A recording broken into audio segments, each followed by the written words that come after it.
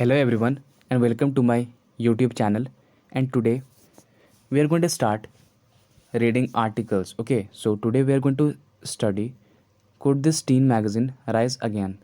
And I am going to explain you line by line what this article says to us. Okay, let's get started.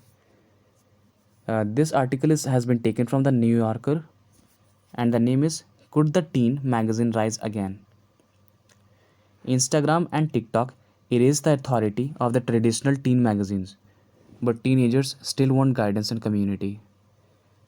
तो starting में ये जो लिखा हुआ है इंस्टाग्राम एंड टिकटॉक जो है, जब से इंस्टाग्राम और टिकटॉक आए हैं तो जो ट्रेडिशनल टीन मैगज़ीन्स थे, तो पहले के समय में जो टीन मैगज़ीन्स चलते थे उनका अथॉरिटी बंद हो गया है। अब लगता है कि टीनेजर्स को गाइडेंस की ज़रूरत है और एक कम्युनिटी की भी। When Casey Lewis was a teenager in the early 2000s, she would arrive home from school every day eager to find the latest issue of 17 or Teen Vogue or Ellie Girl waiting on the kitchen counter. जब केसी Louis एक teenager थी, ये बात है early 2000 के time का, तो वो जब भी घर आती थी स्कूल से तो बहुत ईगरली फाइंड करती थी कि एक 17 नाम का मैगज़ीन था या फिर टीन वोज नाम का मैगज़ीन या फिर एलीगल नाम का मैगज़ीन था, और इस मैगज़ीन का वो बहुत बेसब्री से वेट करती थी स्कूल के बाद घर आते ही, और उसको हमेशा किचन के काउंटर पे पाती थी ये magazine. It was the era of low rise jeans. ठीक है, अब लो राइज जीन्स क्या होता है? जीन्स को थोड़े से नीचे करके पहनने का फैशन को लो राइज जीन्स बोलता है। तो ये एक ऐसा एरा था जहाँ पे लो राइज जीन्स पहनने का बहुत कॉमन था। एनसिंक सेंटरफोर्ड्स वैसा ही कुछ होता है। And unironic how to column dealing in the premise that there is a correct way to be a teenager. ठीक है, अब वहाँ पे एक अनआयरनिक था, मतलब कि झूठ नहीं बोलता था। हाउ टू करके एक कॉलम था, मतलब how to this, how to that, ऐसा हाउ टू करके एक कॉलम बना हुआ था उस आर्टिकल में, जो कि डील करता था ऐसे चीज़ों से, जो बताता था टीनेजर को कि ऐसा करने का सही तरीका क्या है, वैसा करने का सही तरीका क्या है। हाउ टू करके कॉलम था। If the issues arrived in one day if two issues arrived in one day, Lewis said, it felt like winning the lottery. अगर उस मैगज़ीन में दो इशू आते थे एक ही दिन में, तो लुइस को ऐसा लगता था कि उसने एक लॉटरी जीत ली है। She would take the magazine up to a room and read them like textbooks, poring over every story, every caption. और केसी लुइस क्या करती थी, वो मैगज़ीन को अपने कमरे में ले जाती थी और वहाँ पे जाके एकदम टेक्स्ट बुक की जैसे पढ़ती थी, line by line, every story, पूरा सारा स्टोरी में ऐसा लगता था कि वो डूब जाती है, हर एक कैप्शन तक को पढ़ लेती थी। She would attempt to memorise the styling tips and clothing credits. यहाँ तक कि वो जो स्टाइलिंग टिप्स था एक टीनेजर के लिए कि कैसे आप स्टाइल कर सकते हैं, टिप्स था उसके लिए भी, और जो क्लोथिंग क्रेडिट्स था मतलब ब्रांड के नाम, कि कौन से ब्रांड्स ट्रेंडिंग हैं, वो सारे भी याद कर लेती थी। Because the most sophisticated people her age understood not only which brands were trending but also what it would communicate about oneself to wear those brands। ठीक है, तो जो सोफिस्टिकेटेड पीपल थे उसकी एज के, मतलब सोफिस्टिकेटेड का मतलब होता है जो नॉलेजेबल होते हैं, तो नॉलेजेबल पीपल इस केसी लुइस के एज के, उनको ये भी पता था कि कौन से ब्रांड ट्रेंडिंग थे और इनको पहनने का क्या मतलब था, क्या मैसेज कन्वे करता था दूसरों को जब वो देखते थे कि कोई ब्रांडेड कपड़ा पहना है। Throughout the month, Lewis would return to the magazines, using them to puzzle out period questions and divine whether her latest crush liked her back। ठीक है, अब पूरे मंथ तक लुइस वापस उस मैगज़ीन को पढ़ते रहती थी बार बार, और उससे puzzle out period questions and divine, जो बहुत सारे क्वेश्चंस जो उसके लाइफ में थे उसको सुलझाने का, सॉल्व करने का कोशिश करते रहती थी, पजल आउट करती थी। And divine whether her latest crush liked her back. Divine का मतलब होता है फोरटेल करना, मतलब आगे के बारे में पता लगाने का कोशिश करना, फ्यूचर एक तरह से प्रिडिक्ट करना, डिविनेशन से रिलेटेड है। And divine whether her latest crush liked her back, और ये सोचती थी, पता लगाने का कोशिश करती थी कि उसका जो अभी लेटेस्ट क्रश है, क्रश मतलब होता है जिससे आप बहुत अट्रैक्टिव फील करते हैं, ऐसा पर्सन, तो क्रश उसको लाइक करता है कि नहीं। Because in the pre Google era she trusted the editors of 17 more than she trusted Jeeves. क्योंकि जब गूगल नहीं थे पहले के ज़माने में, तब क्या होता था कि जो जो भी एडिटर मैगज़ीन में लिखते थे, सबसे फेमस मैगज़ीन थी 17, उसमें जो भी एडिटर सब लिखते थे वही सब मानते थे। I just love this tin magazines, she said. हम बस ये सारे टीन मैगज़ीन्स को बहुत पसंद करते हैं। When asked about her encyclopedic knowledge of the old issues I worship them. और जब भी किसी पुराने इशू के बारे में जो मैगज़ीन में लिखा हुआ था उसके बारे में पूछी, तो बोली कि हम बस बहुत पसंद करते ये सारा मैगज़ीन्स, हम इसको पूजते हैं। I worship them. They spoke to the type of person Lewis wanted to become. और ये आर्टिकल वैसे ही आदमियों के बारे में बात करते थे, ऐसे ही पर्सन्स के बारे में बात करते थे जो लुइस बड़ी होकर बनना चाहती थी। In the back of her mind she imagined a version of herself following the glossy's advice. और अपने माइंड में ही वो ऐसा इमेजिन करते थे एक वर्जन अपने आप का, जो ग्लोसिस का एडवाइस को फॉलो करके एक बहुत ही परफेक्ट लाइफ जीती थी। ग्लोसिस का मतलब क्या होता है? एक्चुअली ग्लोसिस उस मैगज़ीन को ही बोलता है। ग्लोसिस का मतलब होता है जो मैगज़ीन रहता है उसका जो कवर रहता है, मतलब पेजेस, वो बहुत शाइनी मटेरियल्स का रहता है, तो उसी को ग्लॉसी बोलता है। ठीक है, तो वही बोल रहा है कि ग्लॉसिस का जो एडवाइस रहता है उसको इमेजिन करती थी और वो अपने आप को देखती थी एक बहुत ही अच्छे से लाइफ जीते हुए। ठीक है, शाइनिंग मटेरियल का बना हुआ रहता था वो मैगज़ीन, तो उसी को ग्लॉसी बोलता है। She was at an age when she still believed that adults were privy to the secrets of the universe। वो अभी तक इसी एज में थी कि उसको लगता था, केसी लुइस को, कि जो एडल्ट्स रहते हैं, एडिटर एक्चुअली उस मैगज़ीन सबके, वो अपना सीक्रेट शेयर कर रहे होते हैं। उनका जो सीक्रेट रहता है, पूरा ब्रह्मांड का सीक्रेट उनका, वो शेयर कर रहे होते हैं उस मैगज़ीन से। And she intended with the editor she identified with the editor Atoosa Rubenstein. और वो अपना पहचान बढ़ाई अटूसा रूबेनस्टीन से, जो कि एडिटर थे। ठीक है, और जो फाउंड की थी कॉस्मो गर्ल को इन 1998 में। ठीक है, at the age of 26 age की, मतलब 26 की उम्र में। And later become the editor in chief of 17। और फिर बाद में जो अटूसा रूबिनस्टीन थी वो एडिटर इन चीफ बन गई 17 में। अब एडिटर इन चीफ मतलब क्या होता है? हाईएस्ट अथॉरिटी जो पोजेस करता है, कि जो लीडर रहता है, जितने सारे एडिटर रहते हैं मैगज़ीन के, उनका लीडर को एडिटर इन चीफ बोला जाता है। Rubenstein put her awkward teen pictures in the editor letter. Rubenstein क्या करती थी कि अपना जितना भी ऑकवर्ड अजीब अजीब दिखने वाला टीन पिक्चर्स रहता था वो सारा एडिटर का लेटर में डाल देती थी। Lewis remembered and it felt like such a revolutionary things. Lewis को एक दिन याद आया कि ऐसा करती थी रूबिनस्टीन, और उसको लगता था कि बहुत ही रिवोल्यूशनरी थिंग है, बहुत बड़ा चेंज वाला थिंग है।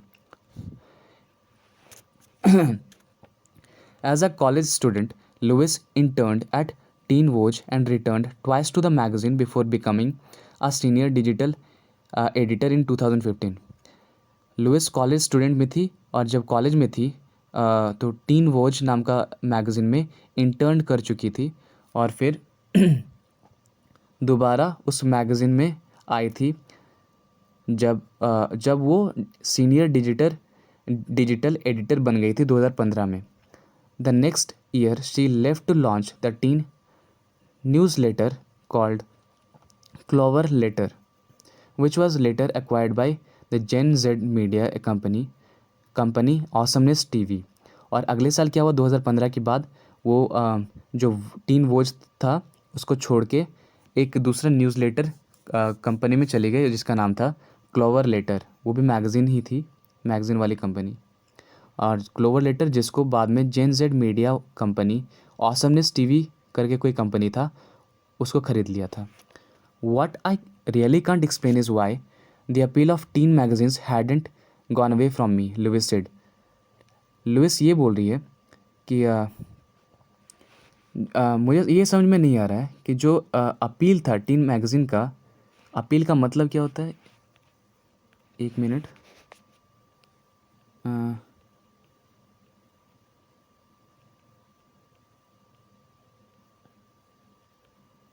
डिसीजन, अट्रैक्टिव लगना, हाँ, attractive nature. What I really can't explain is why the appeal of tin magazine hadn't gone away from me. जो अट्रैक्टिवनेस था टीन मैगज़ीन का, वो लुइस से दूर क्यों नहीं गया है, वो लुइस को अभी तक समझ में नहीं आया था। She now rights a youth culture Substack called after school. Substack रहता है एक ईमेल टाइप का, एक लेटर टाइप का लिखने का रहता है यूथ कल्चर के बारे में, और जिसका नाम था आफ्टर स्कूल। ठीक है। इन 2018 शी वेंट होम टू पलमायरा। 2018 में वो पलमायरा अपने घर गई, मसूरी में जो था, फॉर द हॉलीडेज़ के लिए। Rookie had just folded and 17 and teen Vogue had cut back their print issues. और उस समय क्या था, वो रूकी जो था वो फोल्ड कर चुका था, मतलब अब काम में नहीं था वो कंपनी, वो मैगज़ीन बंद हो चुका था। और 17 और टीन वोज जो था, वो भी अपना जो प्रिंट इश्यूज़ था, एडिटोरियल सेक्शन, वो सब थोड़ा सा रिड्यूस कर दिया था। Feeling nostalgic for the golden age of tin media.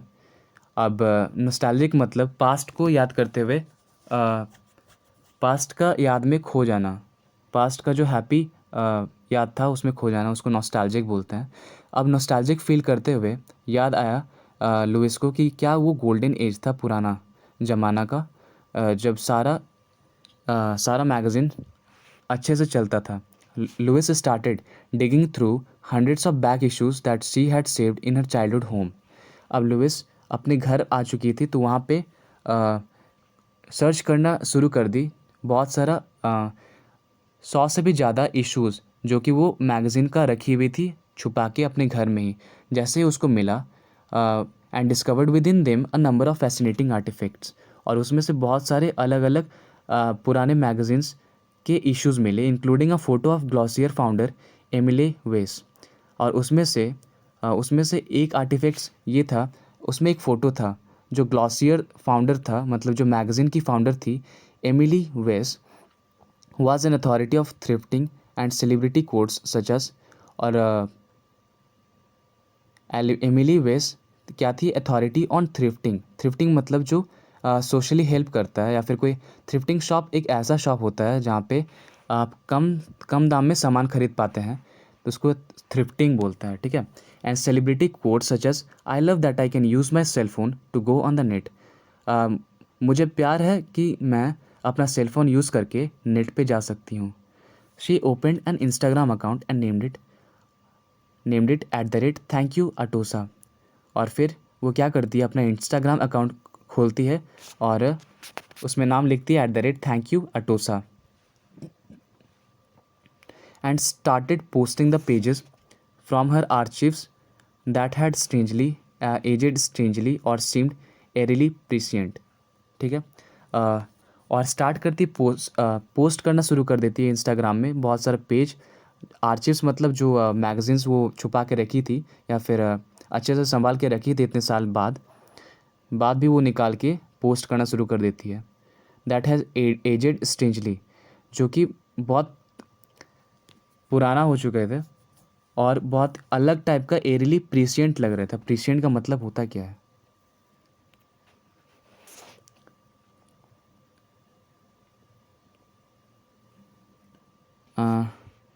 Exhibiting or possessing prescience, having knowledge of or seemingly able to correctly predict। foreseeing मतलब इसका मतलब होता है आगे का पहले ही पता होना। ठीक है। strangely और seemed eerily prescient। presenting and started posting the pages from her archives that had aged strangely or seemed eerily prescient. Presenting the spread at face value, the account is equal part celebration and self-own.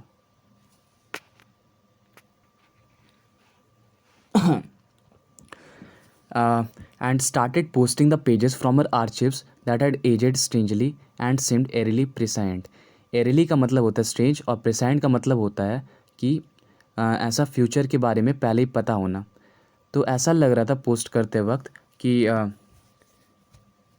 जो वो सारे posts हैं magazines वो सब अजीब तरीके से ऐसा लग रहा था जैसे कि उन्हें पता है कि आगे क्या होने वाला है. Presenting the spreads at face value, the account is equal parts celebration and self-own. अब वो सारा फ़ोटो को पोस्ट कर रही थी. फेस वैल्यू मतलब एम आर पी पे the account is equal parts celebration and self own. जो अकाउंट सिर्फ उसका था. Today a youth publication would never publish a dieting tip or a headline like he's sexy and makes a mean veggie burger. But is he worth hanging on to for the entire school year? आजकल के ज़माने में youth publications जो एक youth magazine है जो publish करता है मैगज़ीन ऐसा कभी नहीं लिखेगा कभी भी एक डाइटिंग टिप या फिर एक ऐसा हेडलाइन जैसे कि वो सेक्सी है और लेकिन वो बहुत ही बुरा वेज वर्कर बनाता है, लेकिन फिर भी क्या वो एक साल के लिए hang around is he worth hanging on to for the entire school year.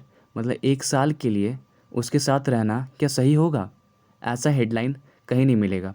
Many outlets such as Elle Girl, Cosmo Girl, Jump, YM and Teen People have ceased to exist. और बहुत सारे magazines Elle Girl, Cosmo Girl, Jump, YM और Teen People वो बंद हो गए थे पूरी तरह से. They are no longer any corporate teen magazines in print.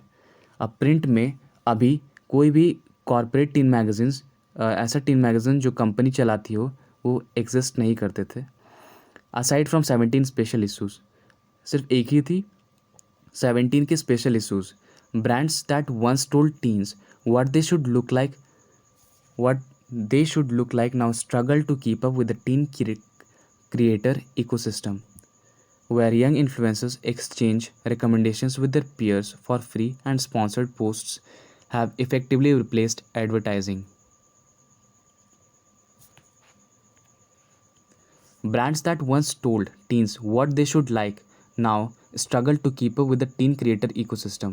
मतलब जो पहले के ब्रांड्स और मैगज़ीन्स जो बोलते थे कि जो पुराने जो टीन थे वो सबको बोलते थे कि क्या करना चाहिए, कब करना चाहिए, वो इस ज़माने में जहाँ पे टीन क्रिएटर इकोसिस्टम बन चुका था वहाँ पे स्ट्रगल करते थे ब्रांड सब.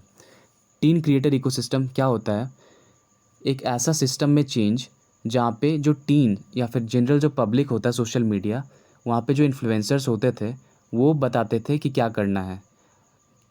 क्योंकि ज़माना था टिकटॉक और इंस्टाग्राम में आसानी से वीडियो सब मिल जाता था, इसीलिए ज़्यादा कोई अब फॉलो नहीं करता था मैगज़ीन्स को, इसीलिए सारे बंद हो रहे थे. Where young influencers exchange recommendations with their peers for free. और जहाँ पे क्या हो रहा था कि जो यंग इन्फ्लुएंसर्स थे अपने जो ऑडियंस थे, पीयर्स थे, उनके साथ फ्री में ही इंफॉर्मेशंस को एक्सचेंज करते थे. ठीक है. And sponsored posts have effectively replaced advertising. और जो एडवर्टाइजिंग के द्वारा काम होता था वो अब स्पॉन्सर के द्वारा होता है. क्योंकि जो इन्फ्लुएंसर्स रहते हैं उनको स्पॉन्सर दिया जाता है कोई भी प्रोडक्ट या फिर किसी भी चीज़ का इन्फॉर्मेशन पीयर्स तक पहुंचाने के लिए, ऑडियंस तक पहुंचाने के लिए. Whereas teens previously trusted the wisdom of women who were 4 to 20 years old, they now turn to others teens on TikToks. पहले क्या होता था कि जो जितने भी यूथ होते थे टीनेजर्स वो ऐसी वुमेन्स, ऐसी औरतों की बात मानते थे जो चार से 20 एज तक की थी. लेकिन अब क्या हुआ, एक मेजर शिफ्ट हो गया और वुमेन्स की बात मानते थे जो कि टिकटॉक्स में थे। Another shift seem to lie in what exactly teens consider to be aspirational. अब लगता है कि एक और शिफ्ट आने ही वाला है और बस बस वेट ही कर रहा है, लेकिन इसको भी बहुत सारे टीन्स मानेंगे कि एस्पिरेशनल है, मतलब कि डिज़ायरेबल है, होपफुल है और एम्बिशियस भी है। Most teen magazines of your emphasis cookie cutter perfection, but now everyone wants to be authentic.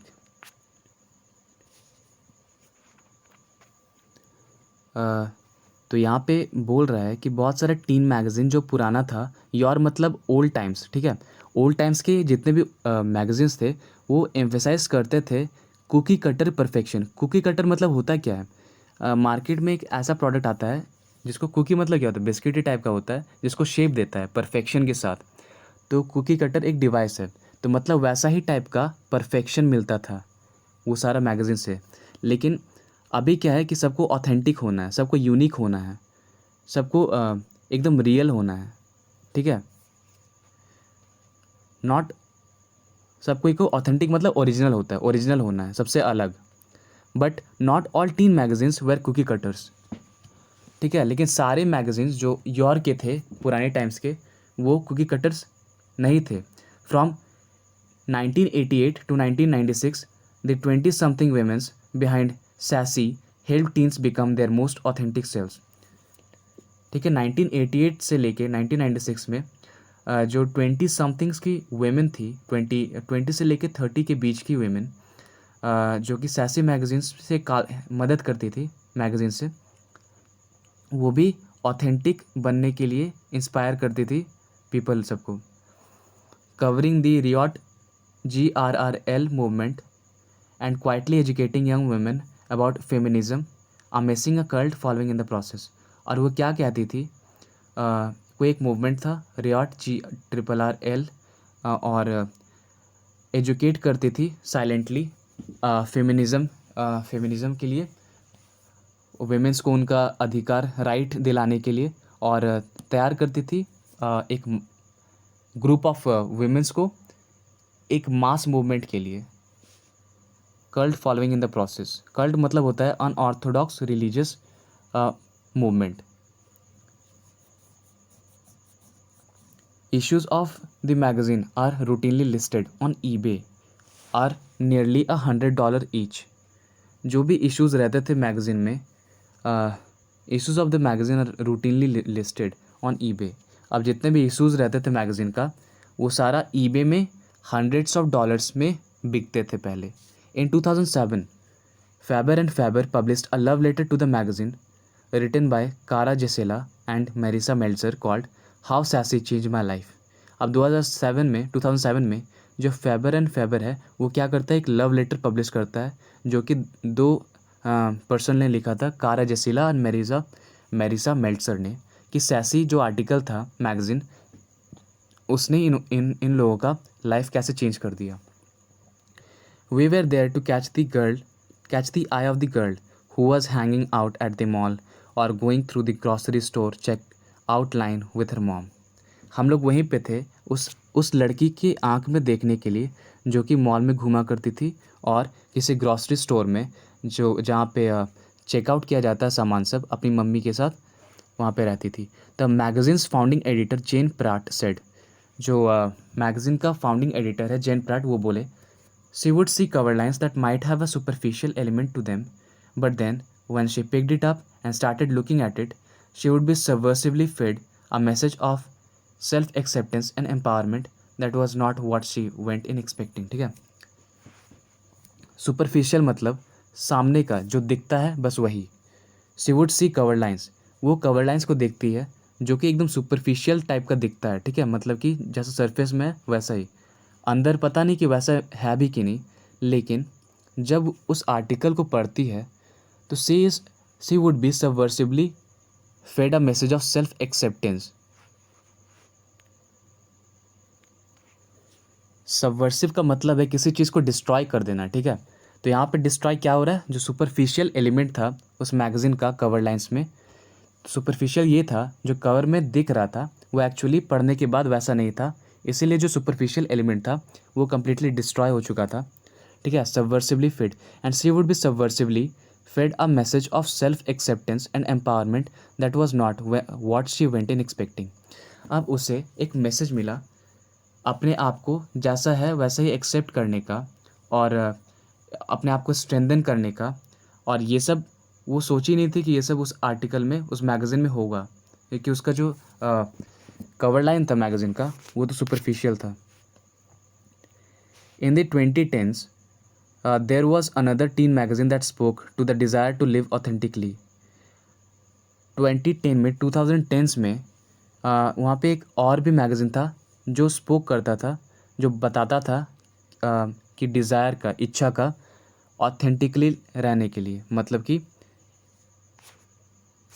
मतलब ओरिजिनली रहने के लिए, कॉपी नहीं, कोई किसी का कॉपी नहीं, सब चाहता था अथॉरिटी के साथ रहना। Reached readers who were already frustrated with the mainstream and might be used as a template for a teen magazine today. In the 2010s, there was another teen magazine that spoke to the desire to live authentically, reached readers who were already frustrated with the mainstream and might be used as a template for teen magazine today.